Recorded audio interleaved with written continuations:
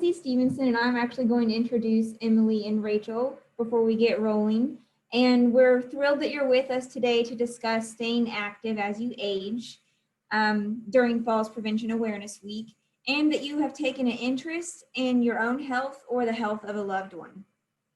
Did you know the Physical Activity Guidelines for Americans recommends older adults engage in 150 minutes of moderate intensity physical activity a week?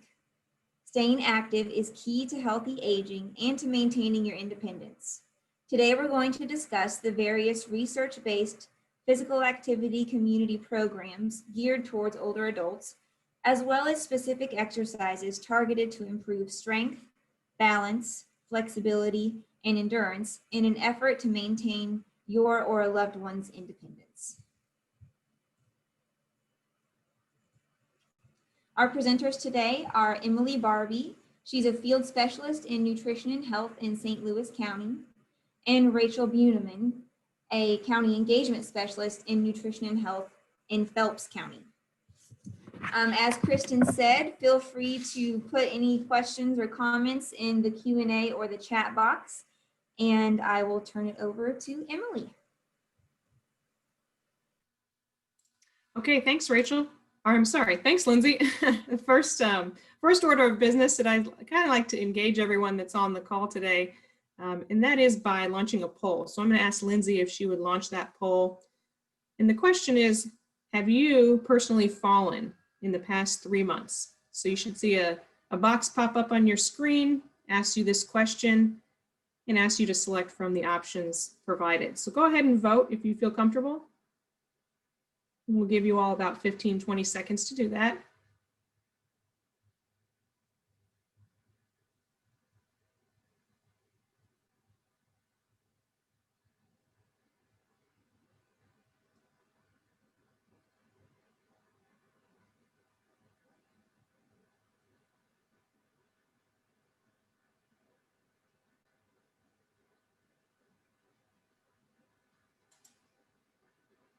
All right, I'm going to go ahead and end the poll there. And let's see what the results are. So you should be able to see on your screen how we voted here. So about 55% of you, 0. About 27% of you have fallen in the past 3 months, 1 time. And about 9% of you have fallen 2 times. And again, about 9% of you have fallen for about 3 times, okay? So that's pretty common.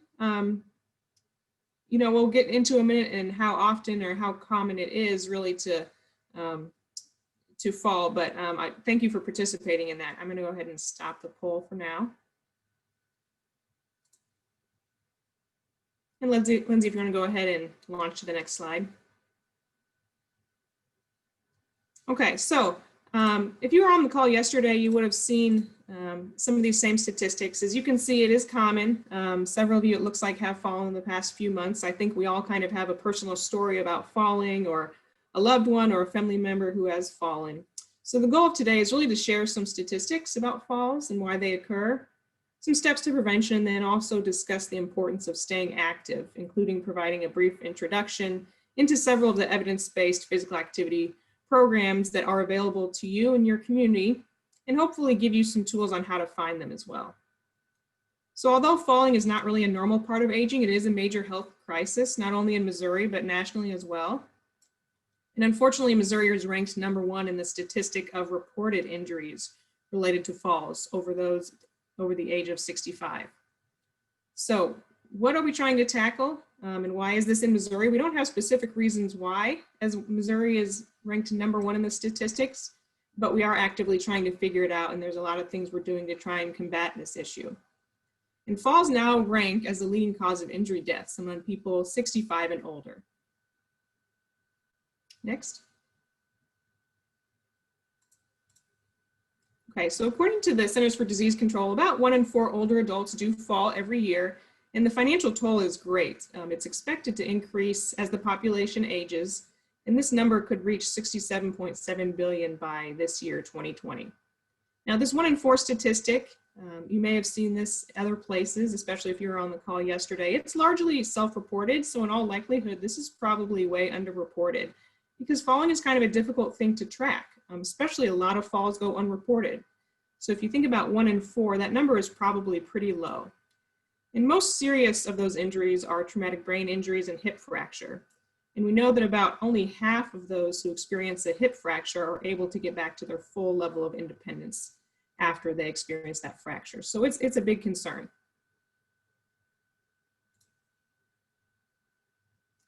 So this graph here shows the percentage of reporting falls by state on the left-hand side and the percentage reporting an injury from falls on the right-hand side of the graphic.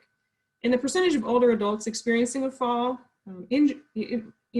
experience a fall that are injured ranges from about 7% in Hawaii and up to almost 13% here in Missouri, which I mentioned before is the highest in the nation. So Missouri's not great. We don't want to be #1 in that statistic, but we are taking action to prevent falls through a lot of initiatives that we'll discuss at the end today. So even when there is no injury, a fall can really make someone fearful that they will fall again. And as you can see, they're common. It happens to a lot of us. It occurs less frequently in those that are younger. About 1 in 10 younger and middle-aged adults fall every year. But the risk for falling and the risk for serious injury certainly increases with aging.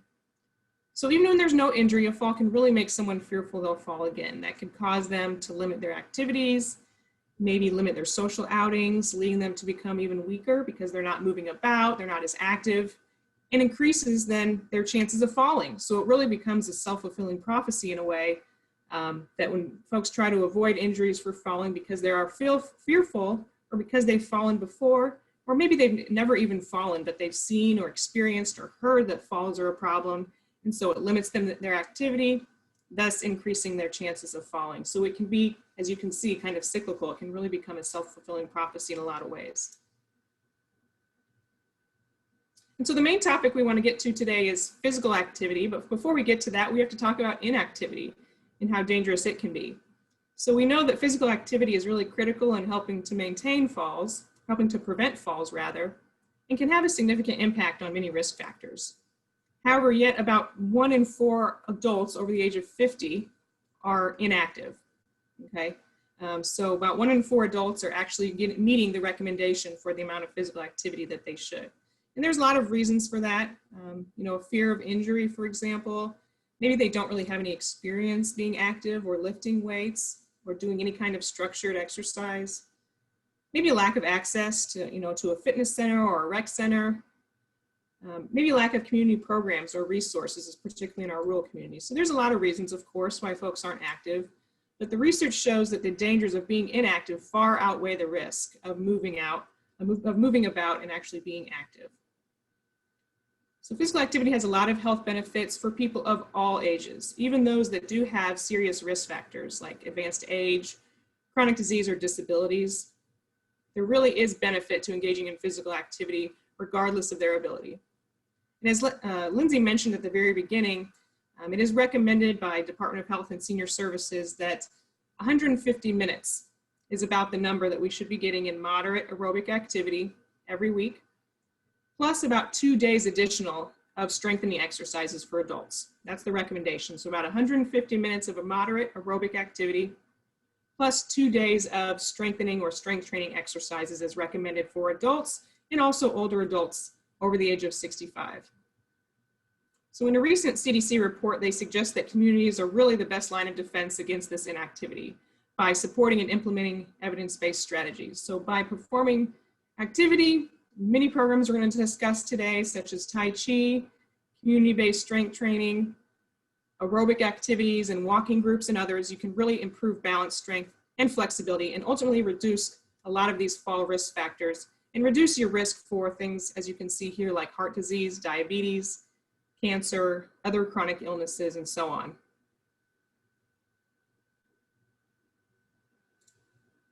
Okay, so when do these falls occur? About 75% of falls do take place in and around the home. Some simple and quick changes will easily help reduce your risk of falling. I'm not going to go too much more into this. This is kind of a teaser for tomorrow's presentation about modifying and keeping your home safe, where the folks there are really going to talk a lot about different modifications you can do in your home. But just want to mention that when do they occur? Obviously in and around the home and oftentimes during periods of transition. So what does that mean? Now that's things like sitting up and down at the dining room table, going up and down stairs, maybe rising or getting out of a chair, or getting in and out of a toilet seat, rising or sitting down from a toilet seat as well, all during periods of transition or where falls commonly occur.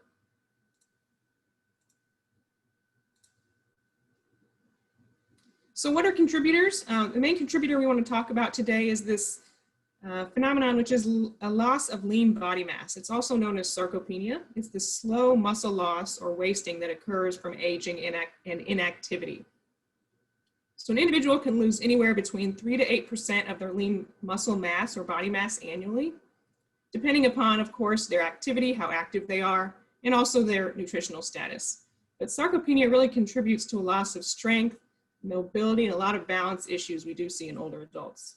And specifically lower body weakness is a big predictor of falls, and it can make you uneasy on your feet, unsteady, and cause you to lose your balance more easily.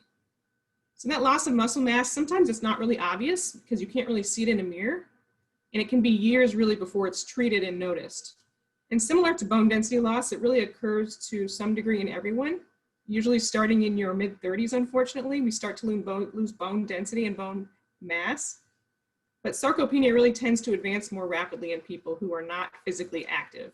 So this image here on the left just kind of demonstrates on the left-hand side a normal healthy muscle, and then on the right-hand side an atrophied muscle or weakened muscle.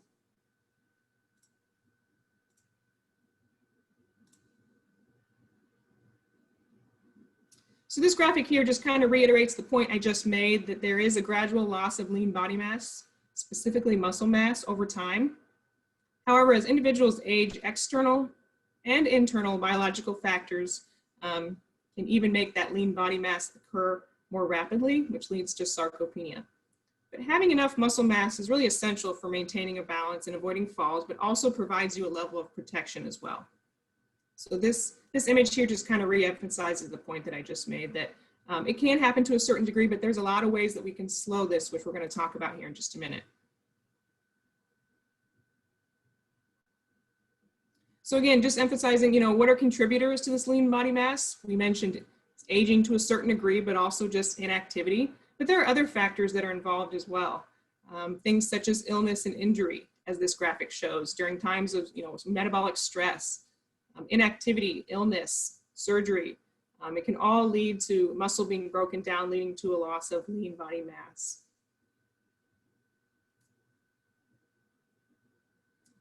Okay, now what can we do to prevent falls? There's really 4 main tips, and I think Lindsay's going to throw in the chat here these 4 tips that I reference are going to be referenced in a guide sheet that the CDC has on their website. But 4 main tips we can do to prevent falls. Number 1, talking to your doctor.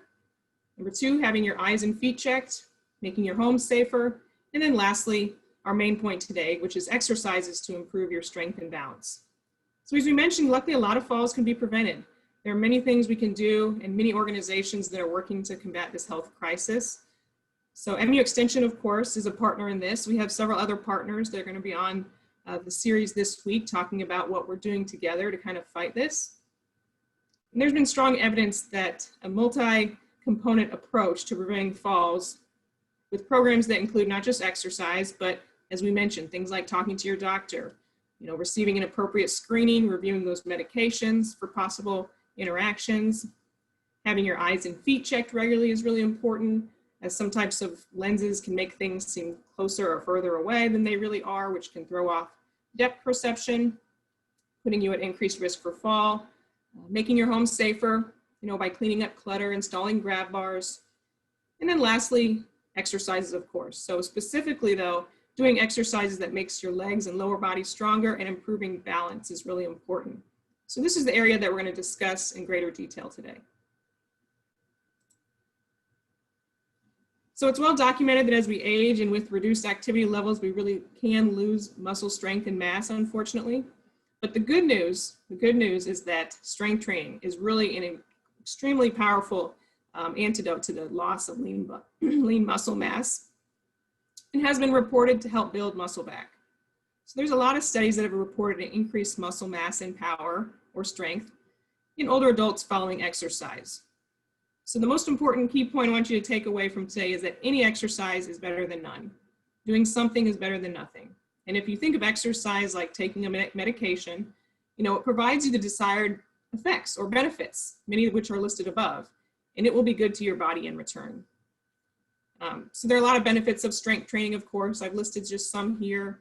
Things like improved confidence in performing daily tasks, such as carrying groceries, gardening, lifting heavy objects around the home.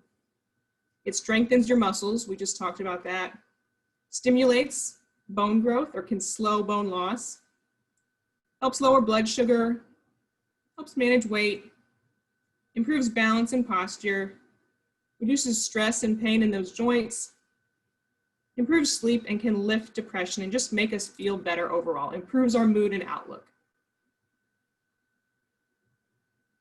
So I always like to put this disclaimer slide in here is that before you get started, if you do have a chronic health condition, or even if not, and you're maybe older than 40 and you haven't been active at all, you always want to check with your doctor or healthcare provider before beginning any type of strength training or aerobic fitness program, particularly if you've been inactive for a period of time. Okay, so now we're going to get into, what kind of exercises can we do to help combat this? Well, resistance training does not have to happen in a gym. We know that. It can be done anywhere safely, and it can include bodyweight exercises, things like squats or sit-ups, push-ups, as well as exercises that involve resistance training or resistance from like a weight, a band, or maybe a machine. The most important thing is it's important to feel some muscle fatigue at the end of the exercise to make sure you're working or training the muscle groups effectively. So there's two that I do want to highlight today and demonstrate that work on both muscular strength and balance. And those two I've highlighted here. That is the wide leg squat and the glute extension. So let's jump to the wide-legged squat. So most of us probably are familiar with this one, the wide-legged squat. So it's a great exercise for strengthening hips, thighs, and buttocks, and also just moving you to and from the car, toilet seat or chairs easier. And if you think about how many times we do this motion every single day, you know why it's important, right? This is something that we're going to have to do for the rest of our lives, getting up and down multiple times a day. So this is really a great exercise. As you can see here, he starts by sitting on a sturdy chair, feet shoulder width apart, toes are slightly in front of the knees, and he's got his arms crossed tightly across your chest. And then as he stands up, he's slightly leaning forward, rising to that standing position, and pressing those knees apart to maintain kind of his wide leg stance position. And you can see he's slowly coming down, okay? So coming up on a count of 1 or 2, and then taking about twice as long on the return phase. That's really where we see most of the benefit when strength training is on that return phase. You can see he doesn't lock his knees out at the top. He's counting to 4 slowly as he comes on down. And he's staying on kind of the heels of his feet, not on the balls of his feet. So a couple cues and reminders, don't want to sit down too quickly. You don't want to lean your weight too far forward because again, that could cause you to lose balance and potentially fall. So keeping your weight back, tightening your abdomen, not holding your breath, just breathing normally, and not allowing those knees to kind of go way past the toes. Pretty basic, simple exercise, but it's really can be challenging. It's a really good tool that we all should be working on every single day. If you think about the number of times we sit up and stand up every single day. All right, this next one is the glute extension exercise. So this targets the muscles in your hips, thighs, and buttocks, and it really strengthens your hip bones, which we know are more vulnerable to fracture as we get older if we do fall. So this exercise can also improve the balance and agility used when we have to turn or change directions quickly, or even as we navigate uneven or slippery surfaces. So you can see here, she's standing behind a sturdy chair, feet slightly apart. Those toes are facing forward. She's got a little bit of bend in her standing knee. So she's squeezing those buttocks, lifting the back of the legs, slowly lifting it behind you. Again, slow for a count of 1 or 2, and then going much slower on the return phase. So she's keeping her leg pretty straight, but not locking out the knee. We don't ever want to lock out those joints. Pausing at the top, and then slowly lowering that foot back on down to the ground. So a couple cues and reminders. As I mentioned, don't want to lock out any knee or joint of any exercise we're doing. You know, keep those toes facing forward. Some people tend to want to point that toe out as they bring the leg back, but keep those toes pointed forward. She's really staying nice and upright as well. You can see her torso is upright. She's not leaning forward. That can put more pressure on your lower back if you do that. And she doesn't raise the leg much more than 8 inches. So again, we're not trying to swing that leg out real far behind us. We're just trying to work those specific muscles that I mentioned, your hips, your thighs, and your buttocks. And always maintain normal breathing. Don't ever want to hold our breath when we're doing any kind of exercise.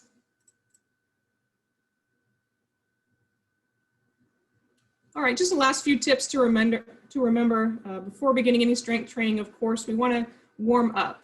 Do some type of warm up, whether that be a brisk walking or some light stretching or exercises for about 5 to 10 minutes to put you at, at less risk for injury and making sure that you're set up for success. Choosing weights or resistance heavy enough is also really important when strength training. Anywhere from, you want to make sure that you're going to tire or fatigue your muscles after doing 12 to really 15 reps max, not any more than that. So if you're doing an exercise and it doesn't feel strenuous, or you can get through 12 to 15 reps pretty easily, and that's maybe a sign that you should either increase the intensity or increase the weight. All right, so now I'm going to turn it over to my colleague Rachel. She's going to discuss balance training and kind of wrap up by sharing some of our other falls prevention programs across the state and how you can learn more. Thank you, Emily. Hi, everyone. As mentioned, my name is Rachel, and we're going to talk about balance training. So along with the cardiovascular training mentioned by Lindsay, 150 minutes over the period of a week, and the strength training mentioned by Emily, 2 to 3 times a week, balance training, also known as neuromotor training, is really crucial for maintaining peak functionality. Balance is a coordinated effort in the body, a combination of our perception of our surroundings by our vision, perception of our position based on nerves in the inner ear, and perception of pressure using our skin, our muscles, our tendons, our joints. All of those systems working together and communicating are important for us to be able to recognize where we are in a given room, whether we are sitting or standing, if we're leaning right or left. They're crucial in answering those questions. And in absence of any of those key communicators, we are not as aware of where we are in our position, and our balance can be compromised. So doing regular balance training is a way for us to build up the communication of those key elements by channeling more energy into the neural connections and building muscular strength to support our joints. We use balance training 2 to 3 times a week for about 30-minute sessions in order to get peak results. Lindsay, next slide. Here's a few simple balance exercises you can do pretty well anywhere. The first one is the one-legged stand. Next slide. And you'll see the picture here. So the one-legged stand is basically trying to stand on one foot and then progressively stand on the other. When you're trying this for the first time, you may need something to help you balance, like a sturdy chair or a table. But as you do it more, you'll build strength and be able to complete that one-leg stand, utilizing just your own balance and strength. This is a useful balance technique in order to promote strengthen the muscles Emily mentioned as well, the ones that allow us to stand and sit without using our hands as additional leverages. So this is a really nice one to do pretty much wherever you are. So if you're waiting in line at the grocery store, you can start practicing this one-legged stand and build up your minutes of balance training. The second one I want to tell you about today is the heel-to-toe walk. This is another one you can do pretty well anywhere, and so it's very convenient for that. When you're performing the heel-to-toe walk, you first want to make sure you're in a place that's safe and free of trip hazards. So a nice long hallway with a solid wall is a good place to try it for the first time. I recommend the wall. That way, when you're trying it for the first time, you're a little wobbly, you have that wall to catch yourself with. You simply place the heel of one foot in front of the toe of the other, allowing them to touch or just about touch. This gives you a different plane to practice your balance on, focusing your body weight instead of distributing it amongst 2 feet into one line, causing you to focus more on your core and other supporting muscles. Again, this is one you can do anywhere, even up and down the hallway in your own home. So I have the great job of giving you good news.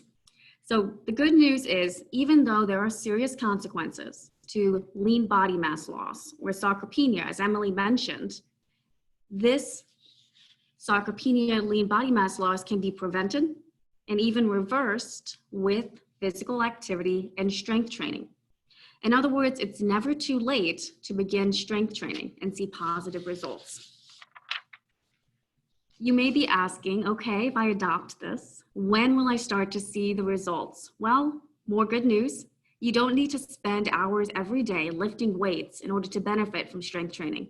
You can see significant improvement in your strength in just 2 to 3 20-30-minute sessions each week. The point is to be consistent and build your strength over time.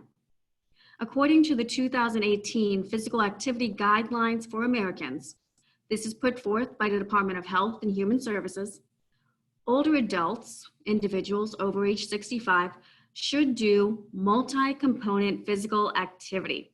So that means all those types of exercises we've been highlighting: strength training, aerobic training, and neuromotor and flexibility training, in order to maintain their balance, physical activity, and prevent falls. Older adults should determine the level of effort for physical activity relative to their level of fitness.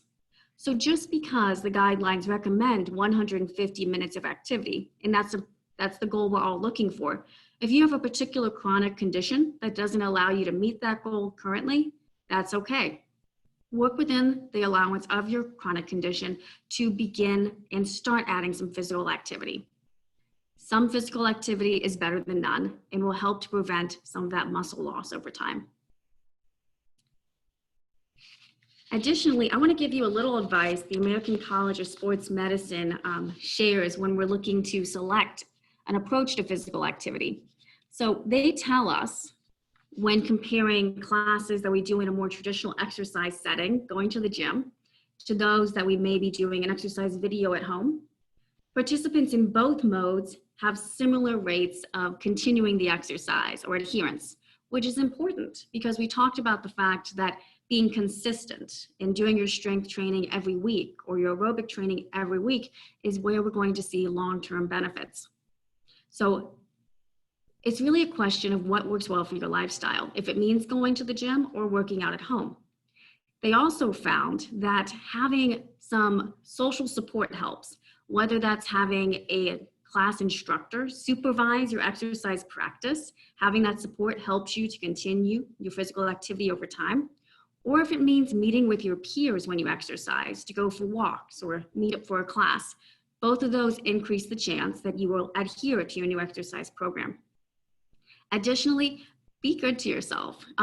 Considering the exercise to be very empowering, increased the chance people stayed with the exercise. So take time to reflect on how much you're improving your physicality and how it makes you feel positively in order to keep yourself motivated.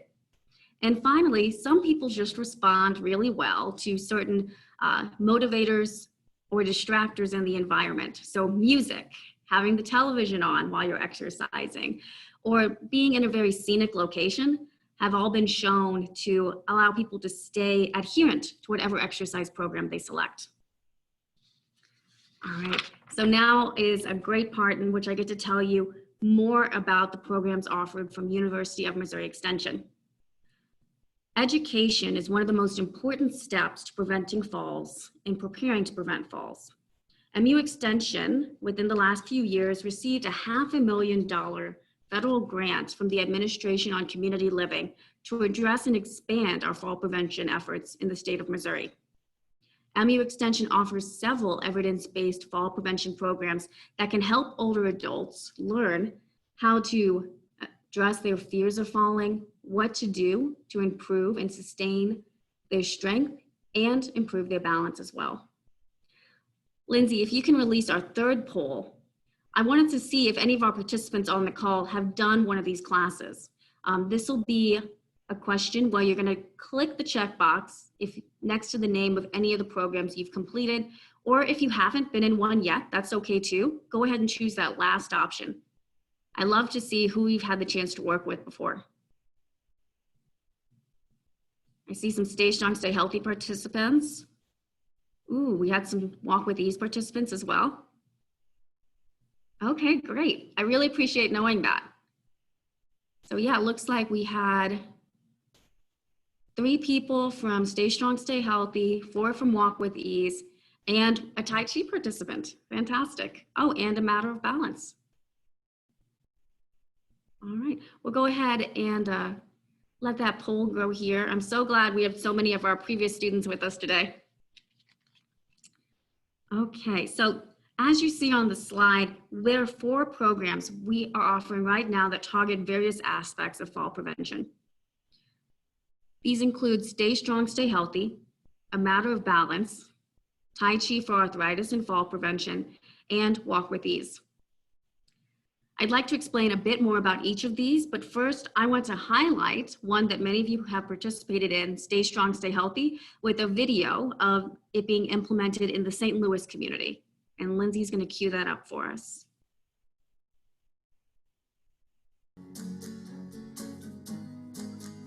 The number of seniors is getting more and more. The boomers are turning 65 and older, and their vision of aging is much different than the greatest generation. They want to stay active. They want to prove that they can age in place and they can do it in a more healthful way, I would say, a more active way. I'm a widow and I'm by myself, and it's more important for me to be able to get around and be able to take care of myself. University of Missouri Extension helps seniors live independently longer by taking the Stay Strong, Stay Healthy exercise course to senior-friendly locations like the Shepherd Center of Webster Kirkwood. Just the ability to move, to still have stretching ability, to me is very important. You need to take care of the body that you have left, and any kind of exercise is good. And the strength training has been excellent. As we age, we lose muscle. And what happens is when we start lifting the weights, we gain that muscle back. We increase our bone density, decreasing your risk of falls, fractures, and you're able to live independently longer than you normally would. And basically, it's a 10-week program where we provide safe, structured strength training classes for middle-aged and older adults. And this class is very important because seniors can come in, it's a safe place, it's non-threatening, and they can do weightlifting, and we just show them how to do it without hurting themselves. University of Missouri Extension offers the class around the St. Louis metro area as well as throughout the state. Seniors willingly pay a small fee to help recover cost. One of the really great things about Missouri Extension is that the classes do an evaluation process, whether it's a pre-test, post-test, a survey, so you know that they're worthwhile classes and they've been validated. And our group responds to that.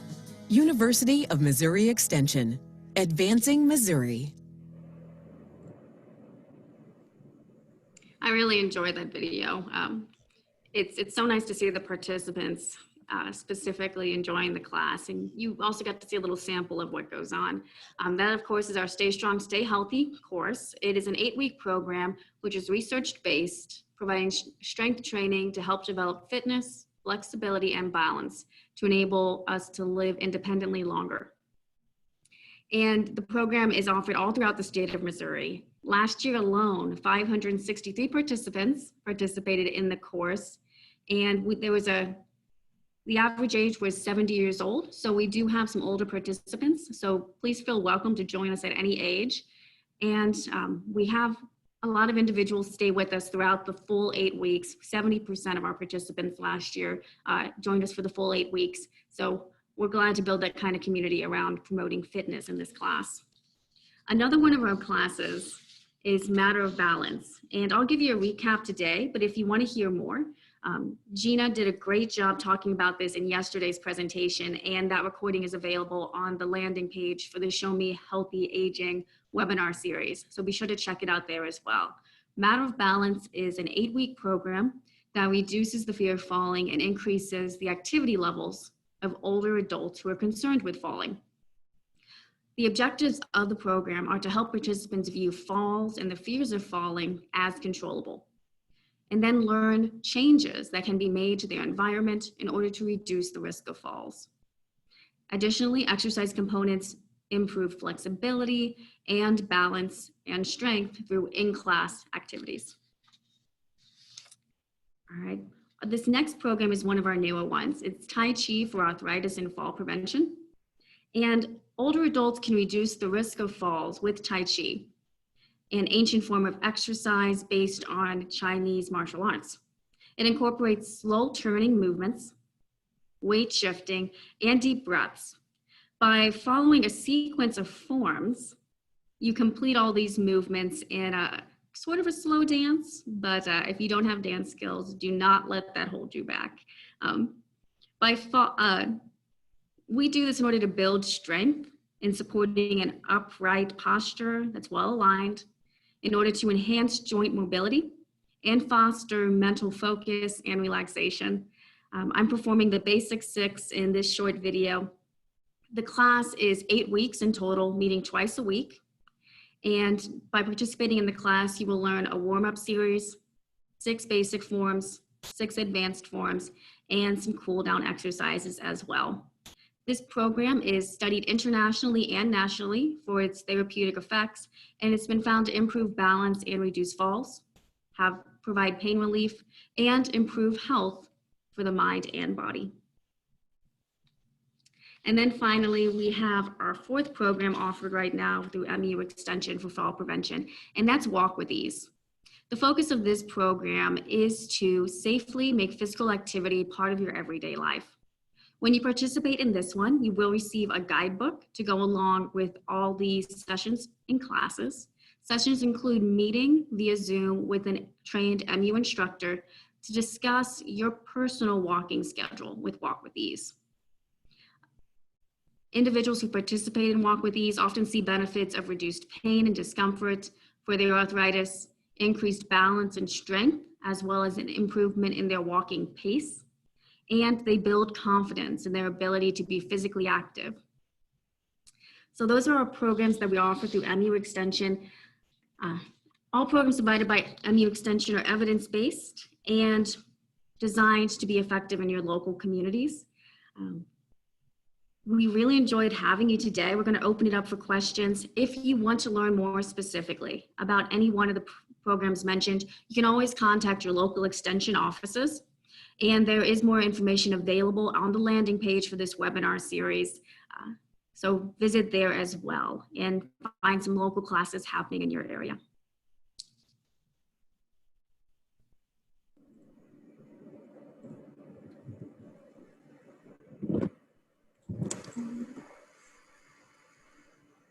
Thank you, ladies. That was a very great presentation. I love hearing all about the different programs and how we impact the state of Missouri. So if anyone has any questions, you can feel free to put those in the chat, or you can put them in Q&A as well.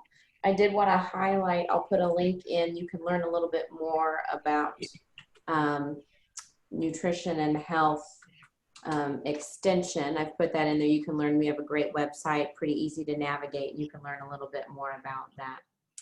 Margie, you asked, can you email us the link? Are you referring to the link to the landing page that should be above in the chat?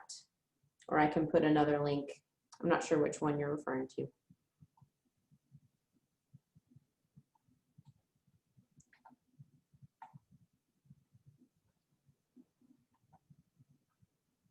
Are there fees or costs for these classes? Great question, Margie. Rachel or Emily or Lindsay, do either of you guys want to talk about those? Sure. So there are fees to support the sustainability of these classes in Missouri.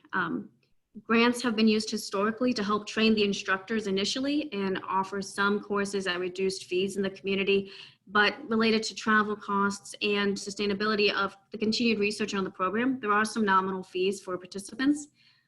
For Tai Chi, it's $60 for the full 8 weeks, which comes out to about $3 per session, and they're 1-hour sessions each. I believe Stay Strong, Stay Healthy is similar priced. Emily, am I on track? Yes, same. Similar to that, it's $50 for the 8-week Stay Strong, Stay Healthy course, and that is also offered twice a week for 8 weeks. So 16 sessions, $50 is typically what's charged across the state. The other two, Walk with Ease and Matter of Balance, I will share. We do have some local and then statewide grant funding to support both of those. So as grants come and go, as you know, so does the money. And so sometimes we're able to provide classes for free through the grant, which we do have a federal administration for community living grant right now to help support a Matter of Balance, and then another partnership with our regional arthritis centers to provide Walk with Ease for free to participants as well. So essentially 2 of the 4 classes that Rachel mentioned are fee-based, as she said, and then the other 2 we are able to offer for free to the community at this time. Things can always change, of course, but that's kind of where it stands right now. Thank you, ladies. We have a few more questions in both the Q&A and the chat. I'm gonna go do a couple here. Is the Tai Chi class offered virtually, and when and where is Tai Chi offered? So starting this summer, Tai Chi is offered virtually.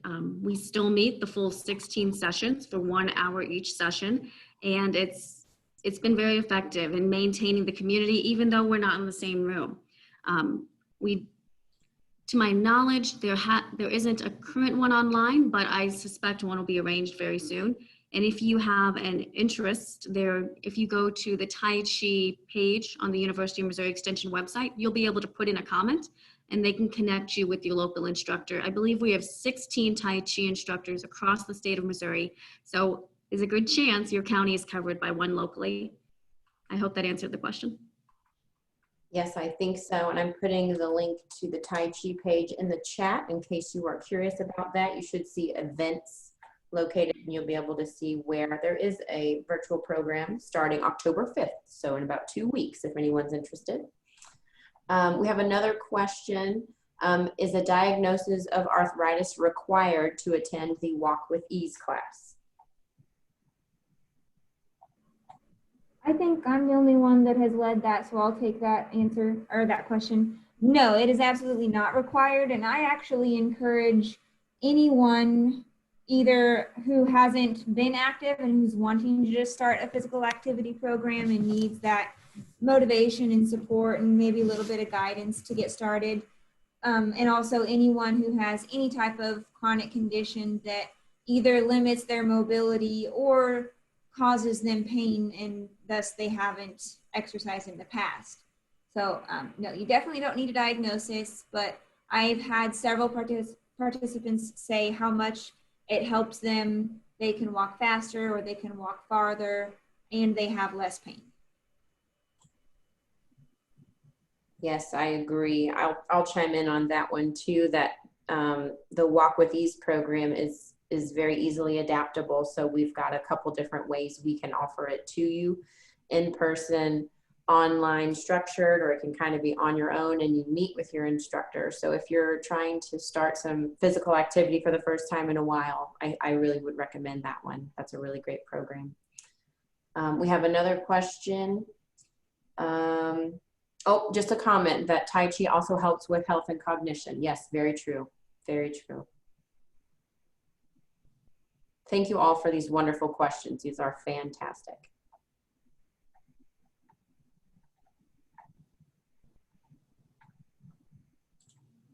Again, if you have any questions, feel free to reach out to us. You can also put any questions in the chat. Oh, we have another one. Is there a site where we can sign up for Walk with Ease? We are actually working on Walk with Ease website presence. So if you want to email myself, and I'll put my email in the chat, you can email me and I can get you connected with someone who is starting a Walk with Ease program.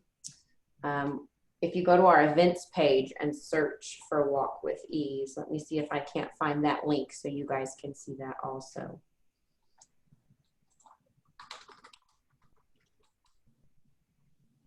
Oh, there we go. We have someone saying that a virtual class will start on October 4th for Walk with Ease. So that is available rather soon. And here I'm putting in the chat box a link to other Walk with Ease programs. And these are offered across the state as well. So we partner with a couple different local organizations. So it could be MU Extension hosting the program. It could be another local October or a local community as well. What time in October? Let me see. Pulling this up here for you guys. I'm not sure that there's a set time that you have to do it. Oh, I'll put those in the chat for you too. The October, oh, there you go. We've got them in the chat as well. Here we are, but it looks like the instructor meetings would be Monday from noon to 1, Wednesday from noon to 1, or Thursday 5:30 to 6:30. And you can contact the instructors on that page. They will help you coordinate which times to meet. Great questions. Again, feel free, I put my email in the chat if you would like, if you have any more specific questions about any of our programs, please reach out and I can help you guys get connected.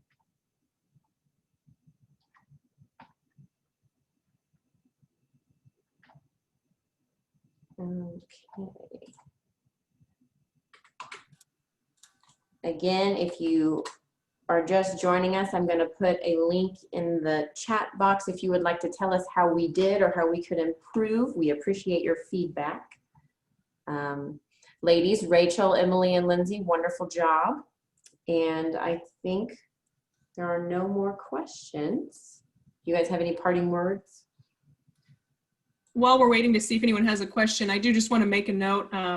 I did see some of your comments that the poll at the very beginning was the fear of falling, not the number of times you've fallen. So I apologize for that. I thought we were projecting a different poll there. So if I think back to what your responses were, a lot of you said 0, 1, or 2. So that means that you're relatively low on the scale of being fearful, which is good. That means that I think that means that you feel pretty confident in your abilities and ability to counterbalance some of those impacts of falling. So there we go. We're showing our results again here. If you were to rate your fear of falling, where would you rate it from 0 to being no fear to 5 being very fearful? It looks like the majority of you, over half, about 55% of you said 0, no fear.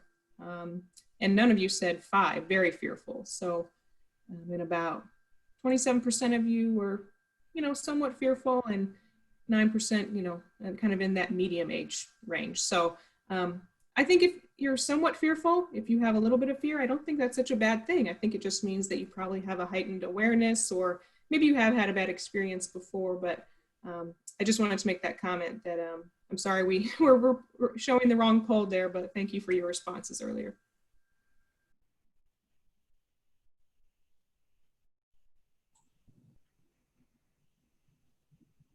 Okay, everyone. Well, it looks like we don't have any more coming in. So thank you for joining us, and join us again tomorrow. We'll be here same time, same place, same link. And tomorrow's topic, we will be talking with an occupational therapist. So join in. Should be pretty great. All right, everyone. Have a great rest of your day.